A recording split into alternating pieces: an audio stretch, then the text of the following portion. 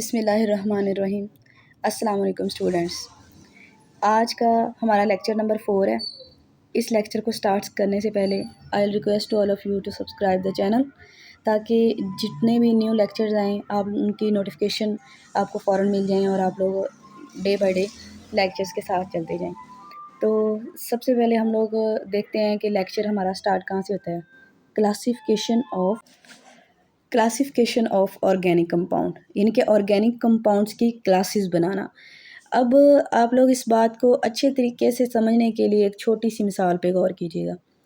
जैसे एक स्कूल है, स्कूल की आप मिसाल ले लें कि उसकी क्लासेस नहीं बनी हुई, ठीक है, वहाँ पे 1000 बच्चा पढ़ रहा है, तो हर बच्चे को उस बच्चे की सलाहियत के लिहाज से, मतलब छोटा बच्चा है तो वो ABC पढ़ने वाला होगा, 9th-10th का बच्चा है तो वो थोड़ी सी साइंस सब्जेक्ट्स में आएगा, तो उसकी सलाहियत के हिसाब से हर बच्चे को सेपरेट पढ़ाना हमारे लिए मुश्किल नहीं बल्कि नामुमकिन सी एक चीज़ बात हो जाएगी।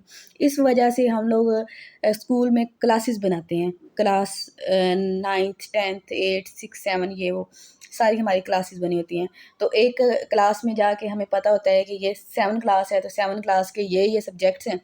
तो हमने जस्ट सारी बच्चों को मतलब सब बच्चों की जो प्रॉपर्टीज़ होती हैं ना, वो सेम होती है कि सब बच्चों ने 6 क्लास तक सेम सब्जेक्ट पढ़ा होता है, सही है। और उनकी समझने की जो सलाहियत है वो भी, और उन बच्चों के जो सोचने समझने की सलाहियत है वो भी तकरीबन सेम होगी। वैसे तो हर बंदे की थोड़ी सी डिफरेंट होती है, तकरीबन उन बच्चों की सेम होगी। तो इस वजह से हमने स्कूल में क्लासेस बनाई होती हैं ताकि हम लोग ईज़िली बच्चों को टैकल कर सकें, पढ़ाया जा सके उनको। सेम यही प्रोसेस जो है वो ऑर्गेनिक कंपाउंड में है। ऑर्गेनिक कंपाउंड में millions of and billions of compounds हैं, तो हर कंपाउंड को अलग अलग तरीके से पढ़ना नामुमकिन सी बात है, ठीक है। तो इस वजह से इसकी क्लासेस आगे बना दी गई हैं कि एक जैसी जो प्रॉपर्टी वाली ऑर्गेनिक कंपाउंड्स हैं उनको एक क्लास में रखा गया है और दूसरी प्रॉपर्टी वाले जो कंपाउंड हैं उनको दूसरी क्लास में रखा गया है। तो हम लोग इसकी क्लासेस देखते हैं। तो सबसे पहले क्लास है कौन सी, classification of organic compound. Organic compound are classified in two types based on the skeleton of the carbon chain, यानी कि कार्बन चेन का जो साख्त होती है ना, उसका जो स्केलेटन है उसकी बेस पर 2 टाइप्स हैं। एक तो है ए साइक्लिक और दूसरी है साइक्लिक। ए का मतलब होता है नॉट, ठीक है। आप लोगों ने ये केमिस्ट्री में चीज़ याद रखनी है कि ए का मतलब होता है नॉट। ए साइक्लिक यानी कि नॉट साइक्लिक, साइक्लिक नहीं है वो, ये वाली उसकी शक्ल नहीं है। ये साइक्लिक नहीं है तो फिर कौन सा कंपाउंड होगा, सीधा ओपन चेन, ठीक है, खुली हुई उसकी चेन होगी, चाहे वो इस सूरत में हो चाहे वो फिर आगे ब्रांच में आ जाए। वो आगे हम लोग सारी क्लासेस देखते हैं कि वो किस लिहाज से आगे जाती हैं। अच्छा जी, आगे आती हैं साइक्लिक। साइक्लिक कैसे होंगी, ऑब्वियसली जिसके अंदर एक साइकिल बना हुआ है, जिस तरह ये मैंने आप लोगों को दिखाया कि एक इस तरीके से एक रिंग बनी हो, ठीक है। आगे इसकी भी टाइप्स हैं, ये 2 मेन टाइप्स हैं, एक ए साइक्लिक और दूसरी साइक्लिक। यहाँ तक होप सो आप लोगों को बात समझ आ गई होगी। आगे देखते हैं ओपन चेन और ए साइक्लिक। ओपन चेन के आगे कौन कौन सी टाइप्स हैं और ओपन चेन कहते किनको हैं वो देखते हैं। This type of compound contain an open chain of carbon atom.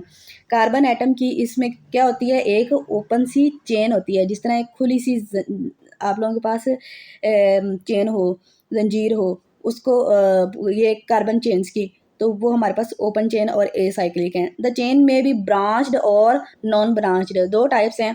या तो वो चेन ब्रांच्ड होगी, ठीक है, उसकी शाखें बनी होंगी, या फिर नॉन ब्रांच्ड ये वाली जो है ये आप लोगों के पास नॉन ब्रांच्ड आ रही है, ये वाली, ठीक है। और अगर ब्रांचेस बनी हुई हैं ये ठीक है, इस तरह करके शाखें बनी होंगी, साथ और कार्बन एटम्स लगे होंगे। तो ये या तो स्ट्रेट चेन हो सकती है नॉन ब्रांच्ड, या फिर ब्रांच्ड हो सकती है। Open chain compound are also called aliphatic. जो आप ओपन चेन होते हैं ना उनको एलिफेटिक भी कहते हैं, ये उनका दूसरा नाम है, याद रखना। Next straight chain and branch chain. Straight chain कौन से होते हैं और ब्रांच चेन कौन से होते हैं, पीछे मैंने वैसे आप लोगों को समझाने के लिए एक वो शक्ल से बनाई थी। अब आप लोगों को इसको डिटेल से समझ लो। Those organic compound in which the carbon atom are connected in series from one to the other are straight chain, यानी कि एक सीरीज में एक के साथ दूसरा, दूसरे के साथ तीसरा, तीसरे के साथ चौथा, चौथे के साथ पांचवा, इस तरह एक सीरी बनी हो, ठीक है, एक सीरीज़ बनी हो, एक दूसरे के साथ इस तरीके से सीधे जुड़े हों, तो वो जो हैं वो ओपन चेन होंगे, जो कि मतलब नॉन ब्रांच होंगे। तो ये जो आप लोगों के पास एग्जांपल है, ये ओपन चेन की है। एक के साथ ही दूसरा कार्बन, दूसरे के साथ तीसरा और ये चौथा, तो ये ओपन चेन की मिसाल है। और आगे ब्रांच है तो वो ये देखें, एक ये कार्बन, एक ये कार्बन, एक ये कार्बन, ये तीनों तो एक लाइन में लगे हुए हैं, लेकिन इनके साथ एक इनकी ब्रांच भी जा रही है और वो चौथा ये कार्बन लगा हुआ, तो ये ब्रांच चेन में आए थे। दो organic compound which the carbon atom are attached on the side, यानी कि एक साइड पे भी कार्बन एटम लगा हो, और chain are called branched chain. ठीक है, नेक्स्ट चलते हैं। क्लोज चेन कंपाउंड और साइक्लिक कंपाउंड। कौन से कंपाउंड, क्लोज्ड चेन या साइक्लिक कंपाउंड के पहले हमारे पास जो चेन थी वो ये थी, ठीक है। अब चेन कौन सी है, क्लोज्ड है, यानी कि इसने बंद हो जाना है, एक का सिरा दूसरे मतलब जो फर्स्ट एंड है वो लास्ट वाली एंड के साथ मिला हुआ होगा। ठीक है, यहाँ पे ये दोनों एंड्स आपस में मिले नहीं होते, यहाँ पे साइक्लिक में आपस में ये एंड्स मिले होते हैं।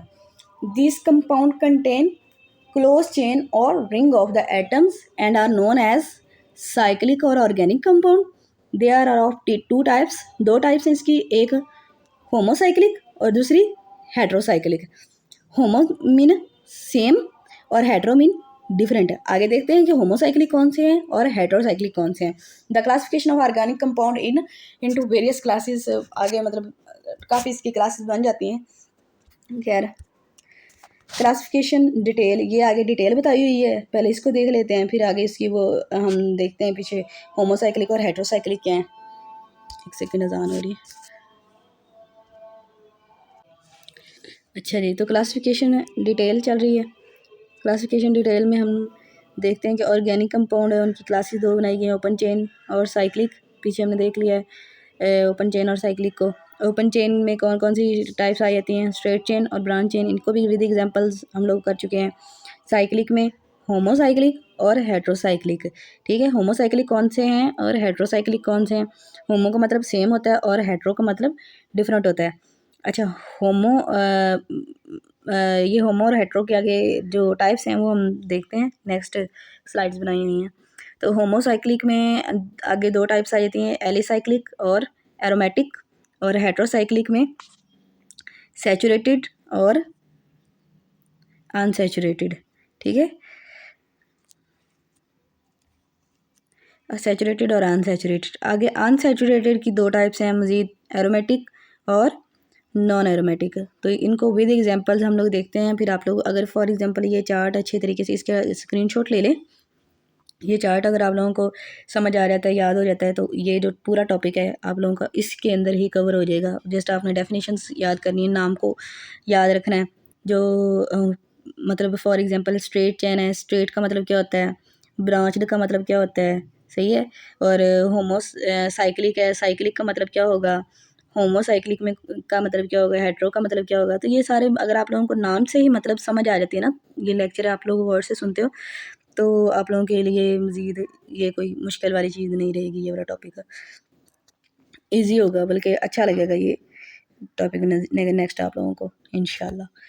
अच्छा जी, होमोसाइक्लिक में है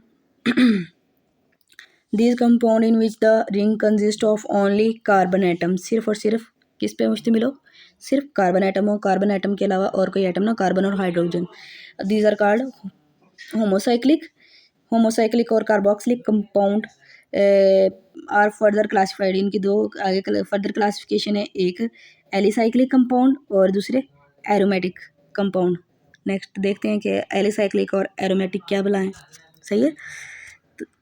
alicyclic compounds, the homocyclic compound which contain a ring of 3 और more carbon atom and resembling aliphatic compounds. पीछे हमने एलिफेटिक कंपाउंड्स देखे थे, वो थे स्ट्रेट चेन टाइप, है ना। जो स्ट्रेट चेन थे उनको हमने पीछे नाम भी दिया था कि वो एलिफेटिक कंपाउंड्स भी उनको कहा जा सकता है। तो अब ये क्योंकि एक तो ये साइक्लिक हैं, सही है, दूसरा इनके अंदर होमो भी हैं। होमो मतलब सेम, यानी कि सिर्फ और सिर्फ कार्बन के एटम्स इसके अंदर मौजूद हों और कोई दूसरा एटम मौजूद ना हो। अच्छा जी, दूसरा एटम मौजूद ना हो। And resembling aliphatic compound are called acyclic compound. The saturated acyclic the saturated acyclic compound hydrocarbon का जनरल फार्मूला है CnH2n। ठीक है, n 1 से लेकर सो ऑन हो सकते हैं। ठीक है, मतलब n की जगह पे हम लोग फॉर एग्जांपल लगा देते हैं 2। ठीक है, और H के साथ H2n, यानी कि जितने यहाँ पे n है उसको 2 के साथ मल्टीप्लाई कर दें। यहाँ पे n 2 है तो C2H4। सही। तो ये इसकी आगे एग्जांपल्स दी हैं। ये एरोमेटिक तो नहीं है, एरोमेटिक होते हैं ये वाले जिनके अंदर एक बेंजीन रिंग मौजूद हो। सॉरी, ये वाले दोबारा समझा देती हूँ। एरोमेटिक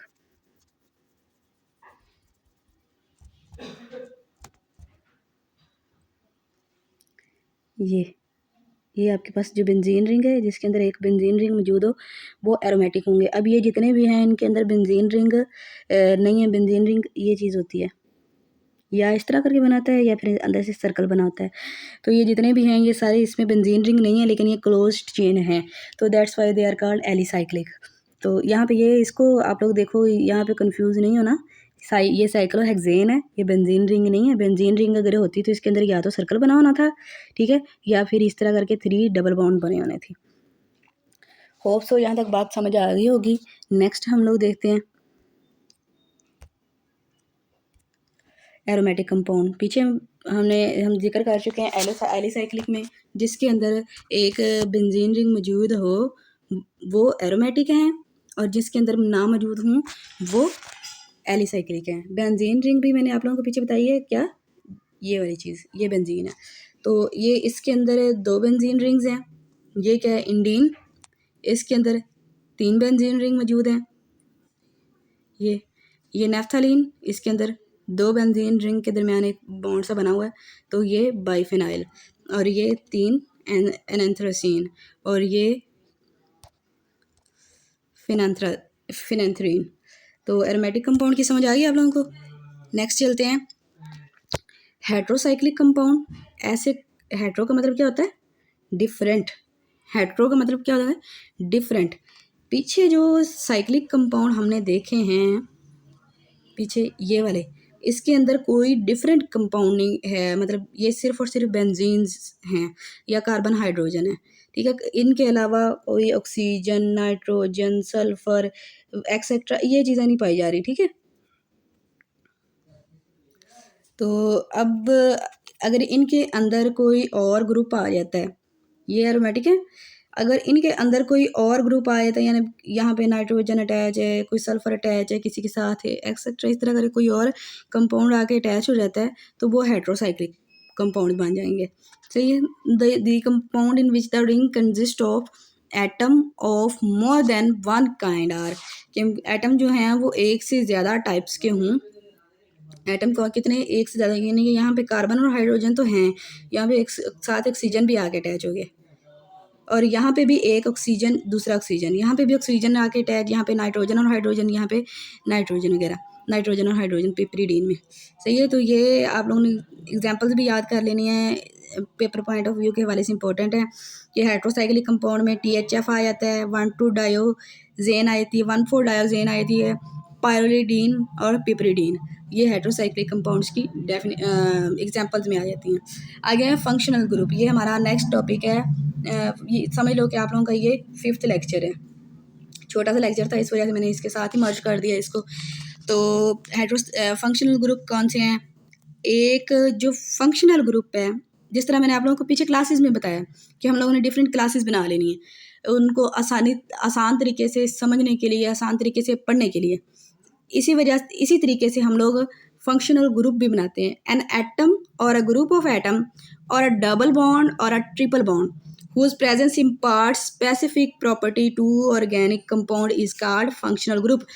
ठीक है, एक एटम या ग्रुप ऑफ एटम हो और उनके अंदर या डबल बॉन्ड हो या ट्रिपल बॉन्ड हो या फिर कोई साथ में ग्रुप और एटम का अटैच हो, जो कि मतलब फंक्शनल ग्रुप की कैटेगरी में आया, और उसको फिर ये क्या दें, स्पेसिफिक प्रॉपर्टीज दें, that is called a functional group and they are chemically functional parts of molecule. तो ये क्या हैं, केमिकली मालिक्यूल का फंक्शनल पार्ट होते हैं फंक्शनल ग्रुप्स। अच्छा, आगे फंक्शनल ग्रुप्स हैं, the study of organic chemistry is organised around. Functional group जो ऑर्गेनिक कंपाउंड की जो स्टडी है वो ऑर्गेनाइज कर दी गई है फंक्शनल ग्रुप्स के इर्द गिर्द। Each functional group defines an organic family, कि हर ऑर्गेनिक जो फंक्शनल ग्रुप है वो एक ऑर्गेनिक फैमिली को डिफाइन करता है। आगे मैं इसकी डिटेल बताती हूँ आप लोगों को। Although over 6 million organic compound are known, कितने कंपाउंड्स जाने जा रहे हैं? तकरीबन 6 million. There are only a handful of functional group and each one serve to define a family of organic compound. मतलब ना, जिस तरह हमारे ख़ानदान बने होते हैं, ठीक है, हम लोगों ने लोगों को सेपरेट करने के लिए अल्लाह ताला ने लोगों को ज़ातें दे दी हैं कि ये इस ज़ात का बंदा है, ये इस ज़ात का बंदा है। तो इसी तरीके से जो ऑर्गेनिक कंपाउंड है उनको फंक्शनल ग्रुप्स दे दिए गए हैं कि ये जनाब ईथर फैमिली का बंदा है, ये अल्कोहल फैमिली का बंदा है, ये फिनॉल फैमिली का बंदा है, अल्कीन का है, अल्काइन का है। तो ये फंक्शनल ग्रुप्स भी इसी तरीके से ही दिए गए हैं। हो सकता है आपको इस मिसाल से अच्छी तरीके से समझ आ गई हो। तो नेक्स्ट हम लोग इनकी फैमिलीज देखते हैं कि फैमिलीज इनकी कौन सी हैं। The example of functional groups are, ये इनकी फैमिलीज हैं, अल्कीन और अल्काइन। अल्केन और अल्कीन यहाँ पे हैं गायब। तो अल्केन मैं यहाँ से वैसे समझाती हूँ जिसके अंदर सिंगल बॉन्ड हो, और अल्कीन जिसके अंदर डबल बॉन्ड हो। अगर कार्बन और कार्बन के अंदर डबल बॉन्ड हो तो वो अल्कीन होगा, और अगर ट्रिपल बॉन्ड हो तो वो अल्काइन होगा। और डाईन, अगर दो डबल बॉन्ड हो दो दो कार्बन के दरमियान तो वो डाईन होगा। और अल्कोहल कौन सा होगा? जिसके साथ OH ग्रुप अटैच होगा। ईथर कौन सा होगा? अगर दोनों साइड पे अल्काइल ग्रुप अटैच है। एल्डिहाइड कौन सा होगा? R single bond C double bond O single bond H, ठीक है। R की जगह पे कोई भी आ सकता है, methyl, ethyl, propyl, butyl etcetera, कोई भी आ सकता है। तो इसको एल्डिहाइड कहेंगे। फिर कीटोन, कीटोन का फार्मूला एल्डिहाइड के साथ ही थोड़ा सा मैच होता है। जहाँ पे हाइड्रोजन आता है वहाँ पे आप लोगों ने दूसरा अल्काइल लगा देना। कार्बोक्सिलिक एसिड का फार्मूला भी इनके साथ मैच होता है थोड़ा सा। जहाँ पे अल्काइल आप लोगों ने और हाइड्रोजन अटैच किया था वहाँ पे हाइड्रोक्सिल ग्रुप। और इसी तरीके से ईस्टर का भी फार्मूला, यहाँ तक इनके जो फार्मूले हैं ना, इतना इंटरेस्टिंग ये है यहाँ पे बात, यहाँ तक इनके फार्मूले सेम ही हैं इन 4-5 के, और सिर्फ एक एक चीज़ डिफरेंट होती है। एल्डिहाइड में यहाँ पे हाइड्रोजन है, कीटोन में यहाँ पे अल्काइल है, कार्बोक्सिलिक एसिड में हाइड्रोक्सिल ग्रुप है, ईस्टर में OR है, अमाइड में NHR है। यानी कि NH लगा के साथ में कोई भी और अल्काइल लगा देंगे। अमाइंस और नाइट्राइल्स और थायोल्स थोड़ा सा डिफरेंट है। R सिंगल बॉन्ड N, और दोनों साइड पे हाइड्रोजन N के। नाइट्रोजन का 3 होता है, मतलब 3 वो बॉन्ड बना सकती है। नाइट्राइल्स ये हैं अगर कार्बन और नाइट्रोजन के दरमियान ट्रिपल बॉन्ड मौजूद हो। थायोल्स अगर सल्फर और हाइड्रोजन के दरमियान सिंगल बॉन्ड और साथ अल्काइल ग्रुप अटैच हो। और साथ में इनको ये नाम दिए गए हैं, मतलब अगर अल्काइन है तो एंड पे उसके आयन आएगा, जो भी कंपाउंड होगा, इथाइन, ब्यूटाइन, हेक्साइन, हेप्टाइन। अगर डाईइन है तो उसके एंड पे भी डाईइन ही आएगा। ये तो सिंपल है। ब्यूटाडाइन, हेक्साडाइन, पेंटाडाइन नहीं होगा, ब्यूटाडाइन, हेक्साडाइन, ऑक्टाडाइन, डेकाडाइन। और अल्कोहल जो है उसके एंड पे OL आ जाएगा। Methanol, butanol, hexanol, heptanol. Ether जो हैं उनके एंड पे ऑक्सी आ जाएगा। Aldehyde AL, ketone ON, carboxylic acid OIC acid, esters OH, amide. ये इस तरीके से आप लोगों ने इसके याद कर लेने हैं, तो आप लोगों को सारे फंक्शनल ग्रुप अच्छे तरीके से याद हो जाएंगे। तो यहाँ तक हमारा ग्रुप जो है लेक्चर एंड हो जाता है। एंड लास्ट पे फिर वही बात करूँगी, subscribe the channel. Thank you. किसी भी बात की अगर समझ ना आई हो, कोई क्वेश्चन हो इस लेक्चर के अकॉर्डिंग, तो you can ask in comment section below.